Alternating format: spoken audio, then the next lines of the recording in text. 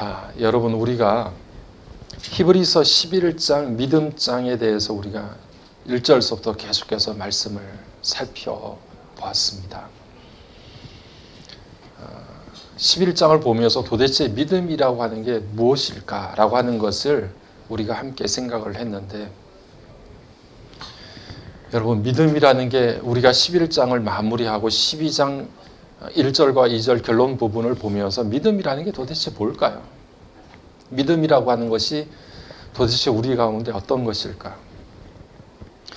우리는 교회에서 은혜라는 말을 굉장히 많이 사용합니다. 그렇죠? 하나님의 은혜, 하나님의 은혜. 우리가 하나님의 은혜가 아니면 살 수 없다라는 고백을 수도 없이 많이 우리가 내뱉고 삽니다. 그 은혜가 늘 우리를 지켜주시고 우리에게 베풀어 주시는 하나님의 선물인데 값없이 주시는 거죠. 아무런 대가 없이 우리에게 부어주심으로 우리는 그 은혜를 선물이라고 말합니다. 뭔가가 대가가 있고 뭔가 우리가 하나님 앞에 대갚아야 된다고 하면 그것을 은혜라고 부르지 않겠죠. 선물이라고 말하지 않을 겁니다.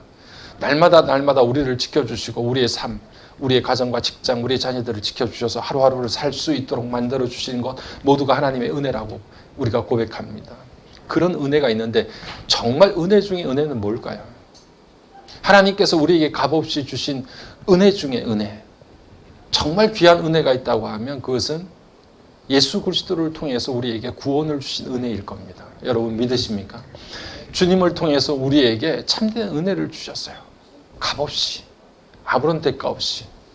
에베소서 2장 1절 말씀처럼 허물과 죄로 죽었던 우리를 하나님께서 긍휼과 자비로 우리를 살려주셨어요. 그 은혜는 어떤 것으로도 대체될 수 없는 하나님의 정말 크고 놀랍고 위대한 은혜입니다. 그런데 여러분, 이런 은혜를 우리에게 베풀어 주셨음에도 불구하고 이 은혜를 모두가 누리며 사는 것은 아니지요. 이렇게 놀라운 선물을 대가 없이 우리에게 주셨음에도 불구하고 이 은혜를 누리지 못하는 사람들이 분명히 있습니다. 그것을 받아들이고 용납하지 못하는 사람들이 있어요. 그런데 우리는 적어도 그 은혜를 마음속 깊이 감사하게 받아들입니다. 무엇 때문에 그럴까요? 여러분, 왜 어떤 사람들은 이렇게 놀랍고 값없이 주시는 하나님의 은혜를 받아 누리며 사는데 왜 어떤 사람들은 그것을 거부하고 그것을 누리지 못할까요? 그 차이는 다른 게 아니라 오늘 우리가 히브리서 11장을 통해서 함께 살피고 있는 믿음 때문에 그렇습니다. 우리가 가지고 있는 믿음이 은혜를 받아들이는 통로가 됩니다. 여러분 무엇이라고요? 믿음이 은혜를 받아들이는 통로다. 믿음이 있어야 이 놀라운 선물을 받아낼 수가 있고 그것을 인정하고 내 것으로 그렇게 내가 수납할 수 있습니다. 믿음이 없으면 이 은혜를 자기 것으로 받아들이지 못하는 거예요. 자, 그런데 이 믿음도 누가 우리에게 주셨습니까? 하나님이 우리에게 믿음을 주신 거예요. 자, 그러면 결론적으로 하나님께서 구원의 큰 선물을 비롯해서 우리가 날마다 일상을 살아가는 순간순간을 붙들어 주시는 하나님의 은혜를 우리에게 부어주시는데 그것은 우리에게 절대로 우리 스스로 만들어낸 게 아니죠. 하나님께서 우리에게 각자에게 그냥 선물로 주신 것들이죠. 그래서 우리가 감사합니다. 하나님의 은혜에 감사하며 살죠. 그런데 그 은혜 중에 은혜라고 말하는 하나님께서 그리스도를 보내서 우리에게 베풀어 주신 놀라운 사랑, 그 구원의 은혜도 오늘 우리에게 하나님께서 값없이 주셨는데 그것을 받아들일 수 있는 믿음의 통로도 누가 주셨어요? 하나님이 우리에게 주신 거예요. 그러니까 구원에 관련된 하나님의 은혜에 관련돼서 우리가 행하고 우리가 능력을 행사하는 아무것도 없습니다. 은혜도 하나님이 주셨고 그 은혜를 받아들일 수 있는 믿음의 통로도 하나님이 주신 거예요. 구원에 관련한 하나님의 은혜에 관련해서 우리가 받아낼 수 있는 우리가 그것에 관여할 수 있는 행사할 수 있는 능력과 힘이 우리에게는 아무것도 없는 거예요. 주신 분도 하나님이시고 그것을 받을 수 있는 믿음의 통로를 주신 분도 하나님이세요. 그러니 하나님께서 모든 것들을 이루신 거예요. 여러분, 믿음의 시작과 끝은 하나님이십니다. 네. 우리가 믿음에 관련돼서 하나님의 은혜를 받아들이는 그 통로를 우리가 간직하는 데 대해서 우리가 아무것도 행한 게 없어요. 행사한 게 없어요. 자, 그래서 오늘 믿음은 무엇이냐? 하나님께서 저와 여러분을, 나를 받아주신 것을 받아들이는 게 믿음인 줄로 믿습니다. 하나님이 나를 용납하시고 받아주셨다는 사실을 받아들이는 것, 그게 믿음이에요. 그 통로를 가져야 하나님이 부어주시는 은혜를 내 것으로 간직할 수가 있는 거예요.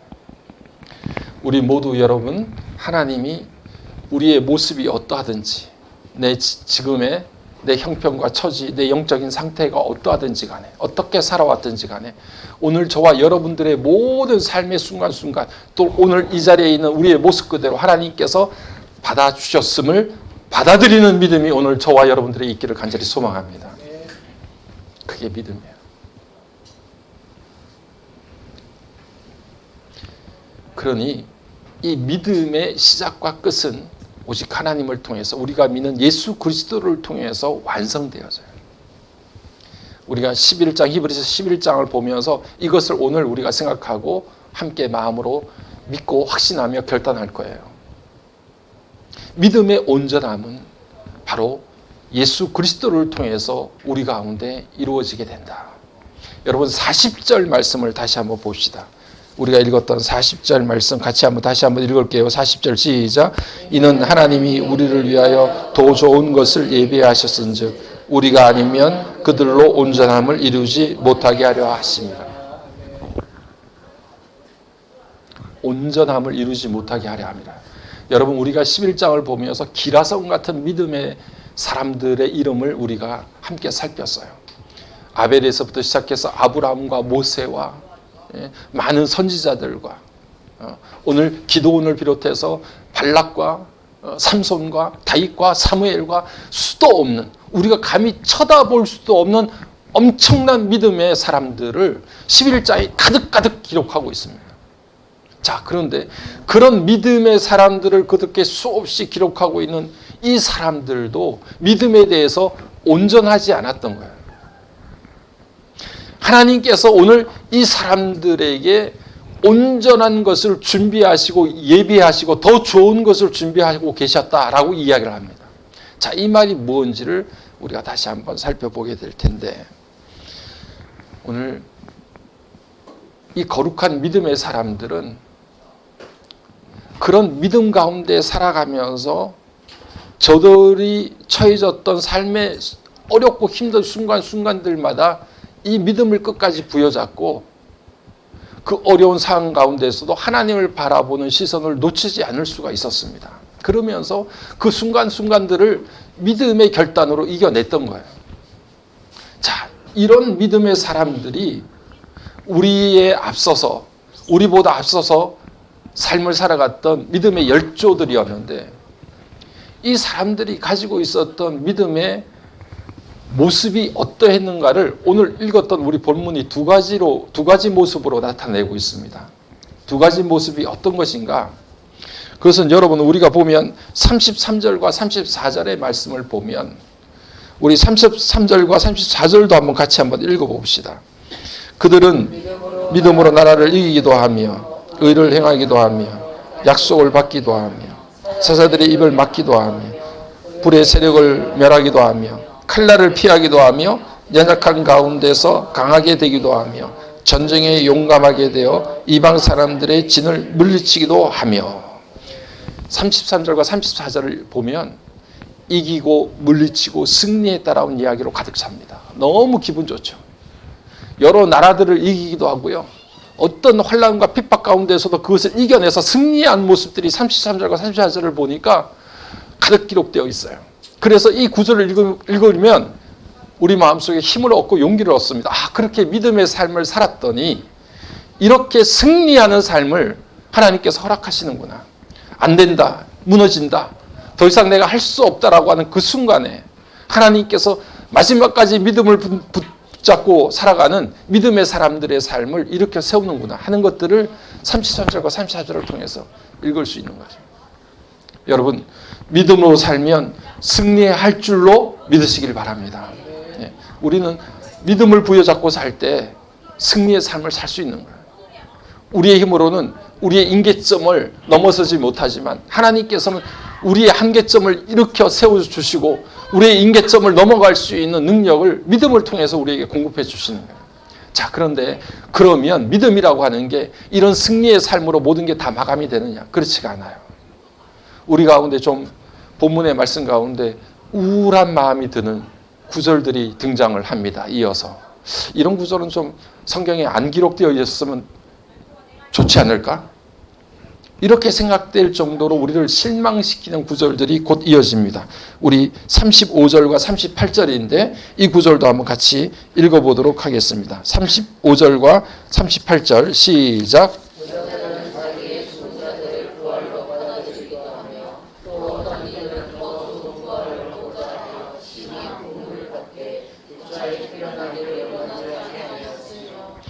또 어떤 이들은 조롱과 채찍질 뿐 아니라 결박과 옥에 갇히는 시련도 받았으며 돌로 치는 것과 톱으로 켜는 것과 시험과 칼로 죽임을 당하고 양과 염소의 가죽을 입고 유리하여 궁핍과 환난과 학대를 받았으니 이런 사람은 세상이 감당하지 못하느니라.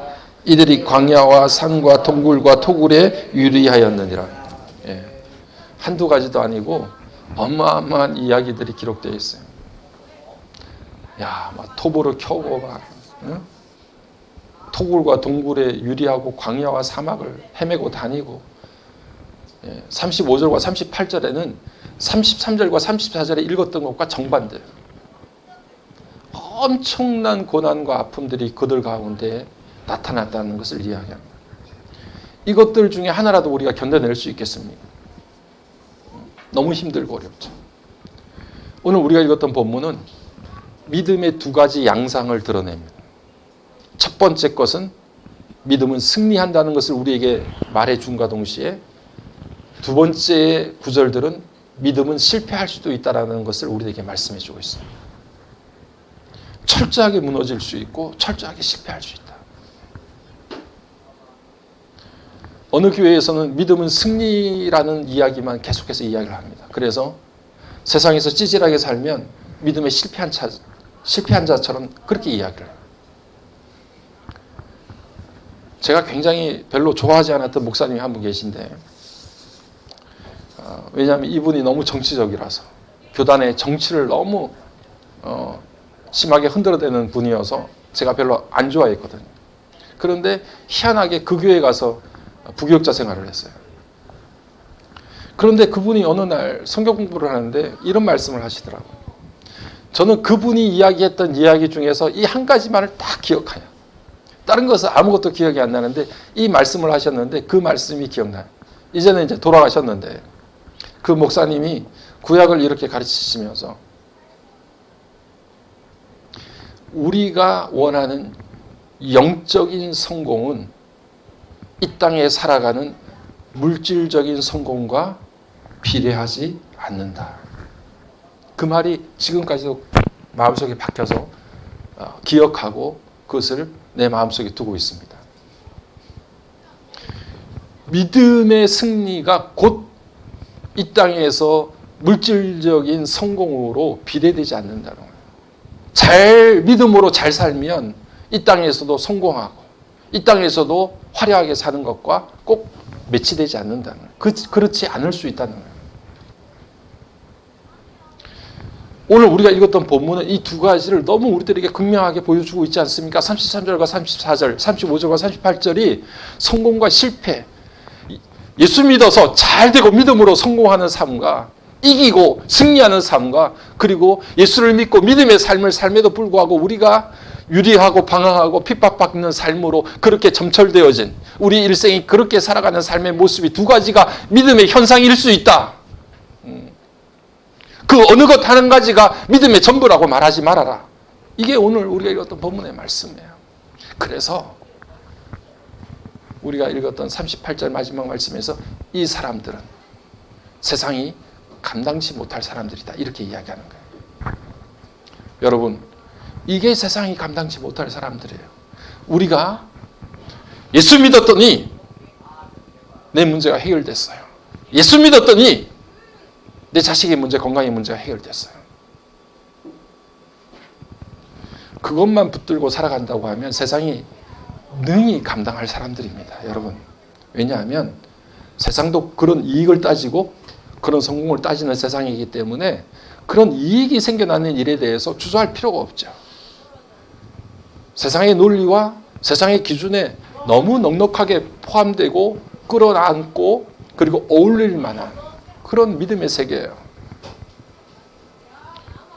감당치 못한다는 것은 그 사람들이 그렇게 힘들고 어려운 순간들을 맞이함에도 불구하고 믿음의 길을 계속해서 걸어갔기 때문에 또 다른 믿음의 한 측면이 우리 믿음의 백성들에게 놓여 있기 때문에 이 사람들이 도대체 세상이 감당치 못할 믿음의 사람들이라고 이야기하군요. 여러분, 간단합니다. 힘들지만 간단해요. 좋으나 기쁘나 슬프나 괴로우나 우리는 믿음 위에 서 있으면 됩니다. 그 두 가지를 우리가 함께 끌어안고 살아가는 거예요. 지금 교황이 죽어서 세상이 되게 슬퍼합니다. TV에 나오는 화면들을 이렇게 영상들을 보니까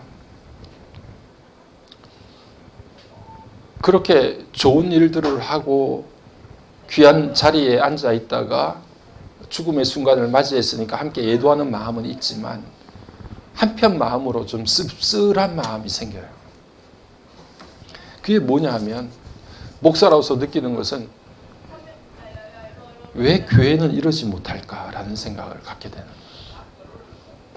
교황이 죽었다고 저렇게 떠들썩거리고 온 세상이 난리를 피는데 어떤 목사 한 사람이 죽었다고 해서 세상이 거기에 대해서 별 관심이 없어요. 그 사람이 총회장이든 뭐든 뭘 했든 간에 저렇게 세상에 관심을 받으면서 그 죽음을 슬퍼하는 그런 모습을 본 적이 없습니다. 우리 개신교를 프로테스탄트라고 이야기를 하거든요. 가톨릭이 그렇게 타락을 해서 온갖 추문에 휩싸이고 돈과 쾌락을 쫓아갔을 때 우리는 도저히 그렇게는 살 수 없겠다. 하나님이 원하시는 삶이 그것은 아니지 않느냐라고 해서 거기에 저항하고 거기에 반기를 들어서 우리가 말씀으로 돌아가자. 오직 은혜로 돌아가자. 하나님께서 우리에게 베풀어 주신 그 놀라운 사랑에 다시 한번 우리가 그 사랑을 회복하자라고 하는 마음을 가지고 프로테스탄트 한 거예요. 그런데 오늘 저와 또 우리 교회들을 돌아보면 그런 저항의식은 완전히 사라졌습니다. 세상이 감당치 못할 게 아니라 이 감당하지 못한다는 말의 뜻은 뭐냐 하면 서로 잘 어울린다는 이야기예요. 서로 잘 어울리는 거. 그러니까 감당치 못한다는 말은 다른 말로 하면 서로 잘 어울리지가 않는 거예요. 서로 품을 수가 없는 거. 그게 감당치 못하다는 뜻이거든요. 도저히 세상이 품을 수가 없고 세상과는 어울리지가 않는 그런 사람들이 믿음의 사람들이었다. 이렇게 이야기를 하고 있는 것입니다. 우리 안에 세상에 대한 저항의식, 이 프로테스탄트가 우리 뿌리인데, 개신교의 뿌리인데 이 저항의식이 어느 순간 우리가 세상에 살면서 다 하나둘 빠져나가고 아무것도 남아있는 게 없으면서 우리는 더 이상 프로테스탄트라고 말하기가 너무 무색하게 됐습니다. 그렇게 타락하고 그렇게 돈을 쫓아갔던 저 가톨릭은 오히려 연약하고 약한 사람들의 눈높이에 눈을 맞추고 교황이 그들의 뺨에 키스를 하고 그들의 손에 입을 맞추면서 얼마나 이 땅에 연약하고 약한 사람들의 시선에 저들이 초점을 맞추며 사는가를 보여줌에도 불구하고 오늘날 교회는 그러지 못한 것 같은 거예요. 우리들 마음속에 그저 예수 잘 믿으면, 믿음의 삶을 살면 세상 사람들이 모두가 추구하는 그 꼭대기에 우리가 먼저 선점할 수 있고 먼저 올라갈 수 있다는 비법을 가르쳐주는 그런 믿음의 행위로, 그런 믿음의 색깔로 우리가 퇴색되어져 버려서 이런 사람들은 세상이 감당하지 못할 사람들이 아니죠. 어서 오십시오. 우리도 그런 삶을 원합니다. 라고 세상이 충분히 포용하고 충분히 끌어안을 수 있고 세상과 잘 어울리는 삶이죠. 아니, 세상 사람들보다 더 악착각해. 더 높이 올라가고 더 멀리 가기 위해서 세상 사람들은 자기 힘과 노력으로만 애를 쓰지만 우리는 거기 위에다 신앙과 하나님의 이름까지 더 얹어 놓으니까 우리가 더 악착같이 세상이 도달하려고 하는 그 꼭대기에 우리가 더 악착같이 올라가는 사람이 됐는데 어찌 이런 사람을 세상이 감당하지 못할 사람으로 이야기하겠습니까? 야, 너희도 우리와 똑같은, 우리가 충분히 너희들을 끌어안을 수 있어 라고 생각하면서 교회를 바라보는 거죠. 동네에서 보는 슈퍼나 빵집이나 식당이나 옷가게나 그 어느 가게를 보듯이 교회도 별다를 것 없이 교회를 보게 됩니다. 가는 길이 같으니까. 저희들도 똑같이, 아니 우리보다 더 악착같이 가니까. 우리와 너무 잘 어울리는, 세상이 충분히 감당할 수 있는 존재로 우리의 믿음이 퇴색됐다는 겁니다.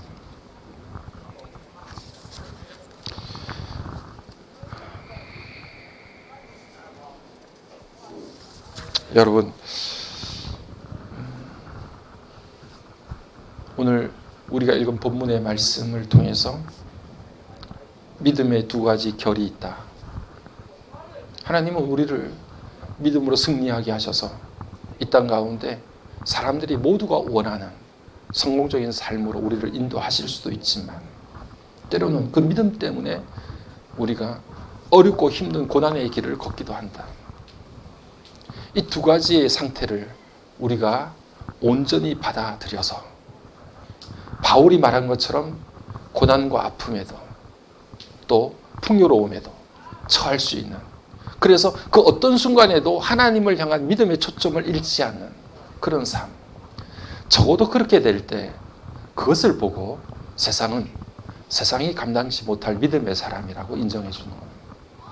오늘 우리 다빈 식구들 다 그런 믿음의 삶이 이루어지기를 간절히 소망합니다. 자, 이 믿음의 단계를 우리가 보면 우리 자신이 너무 초라하고 연약해요. 야, 내가 이런 속물이 어딨나? 내가 직분자인데, 내가 목사인데. 예. 오늘 우리 임직을 하시는 분들도 생각해 보면 내가 이런 직분을 받을 만한 자격이 있나? 이런 생각이 너무 많이 들잖아요. 그런데 우리가 조금 전에 읽었던 40절 말씀에도 여러분, 앞에 우리가 11장에 보았던 그 수없는 믿음의 기라성 같은 사람들, 그런 사람들에게 비춰서 우리를 생각해 보면 우리가 뭐 내세울 게 어떤 게 있겠습니까? 예배를 잘 드리려고 하다가 돌에 맞아 죽은 아벨부터 시작해서 아브라함과 모세와 엘리야와 이런 믿음의 우뚝 솟은 사람들과 우리를 비교해 보면 우리가 그 앞에서 초라하기 그지없지요. 자, 그런데 그런 놀라운 구약의 위대한 믿음의 인물들도 그들이 온전하지 못하다 이렇게 이야기를 합니다. 그래서 40절 말씀이 더 좋은 것을 하나님이 예비해 주신다 이렇게 말씀을 하세요. 이 더 좋은 것들이 어떤 것일까? 더 온전해지는 것이 어떤 것일까? 여러분, 우리 인간은 아무리 위대해도, 아무리 위대한 믿음의 사람일지라도 완성은 되지 않습니다. 온전하다라고 하는 것은 완벽하다는 이야기가 아니에요.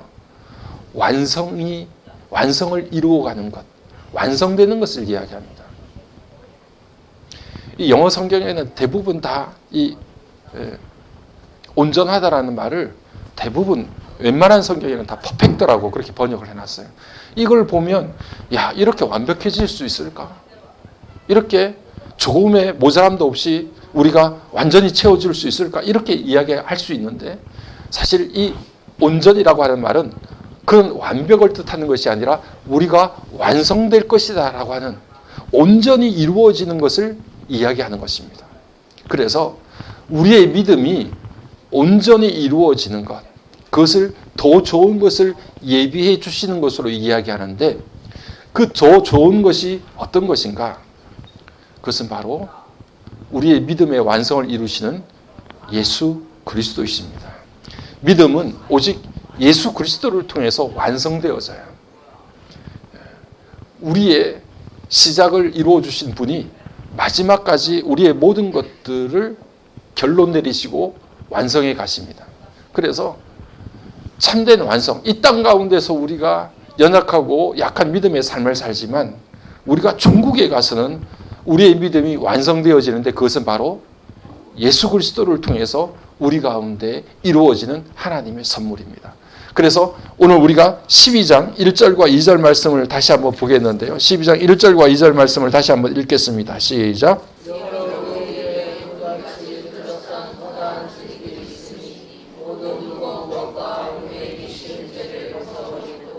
인내로서 우리 앞에 당한 경우 믿음의 주여 또 온전하게 하시니 예수를 바라보자.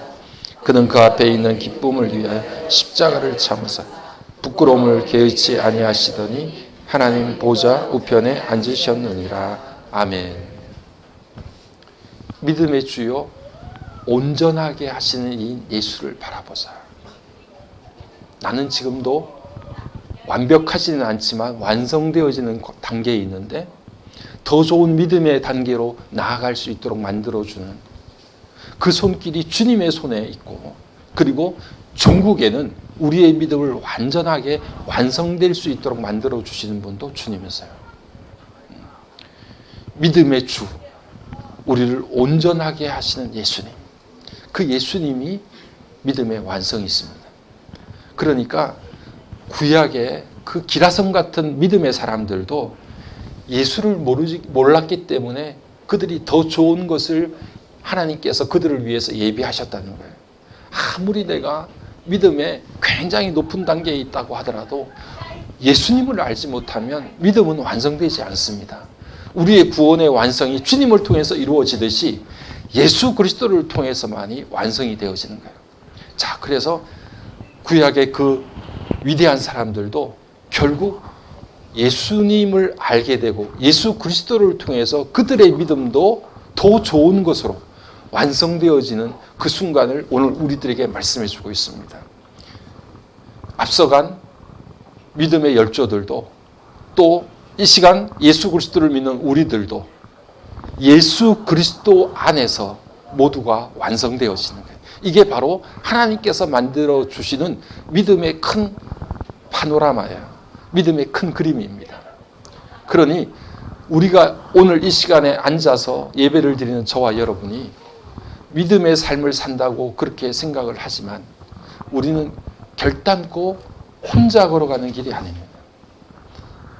앞서간 믿음의 선배들이 그 길을 걸어갔듯이 오늘 저와 여러분이 함께 길을 걸어가고 있고 우리는 예수 그리스도 안에서 온전한 믿음의 공동체를 만들어가는 겁니다.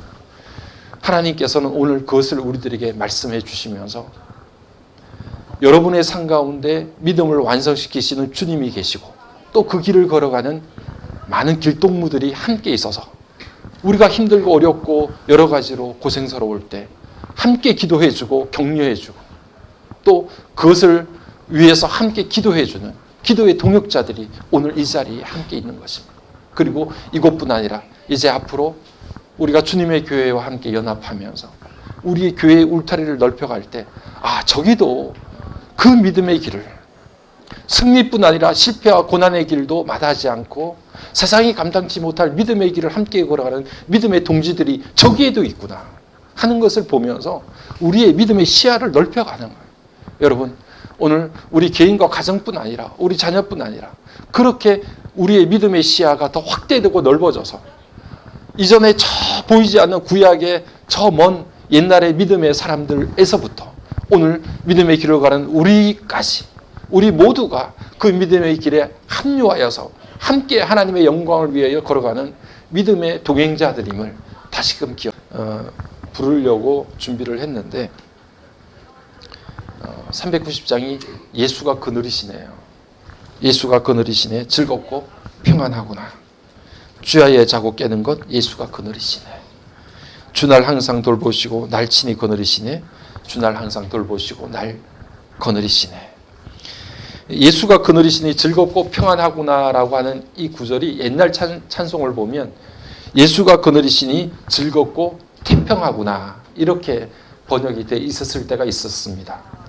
근데 지금은 평안하구나 이렇게 이야기하는데 이 찬양을 여러분 우리나라가 1898년도에 우리나라 교회에 가장 좋아하는 찬송가가 어떤 것인가 하는 것들을 설문을 조사한 적이 있어요. 굉장히 오래전이죠. 1898년도니까. 그때 차트 1위에 올라갔던 곡이 바로 이 예수가 그늘이시네 390장. 근데 그때 1898년도가 어느 때인가 하면 여러분 청일전쟁이 끝나고 3, 4년이 지났을 때예요. 명성황후가 시해당했던 그 순간을 지날 때예요. 왕이 러시아 공간으로 피신을 하고 도망가고 막 그리고 난리를 필 때예요. 그때 우리 한국교회가 가장 예절하게 불렀던 찬양이 예수가 그늘이시네요. 예수가 그늘이시니 평안과 태평함이 있다는 거예요.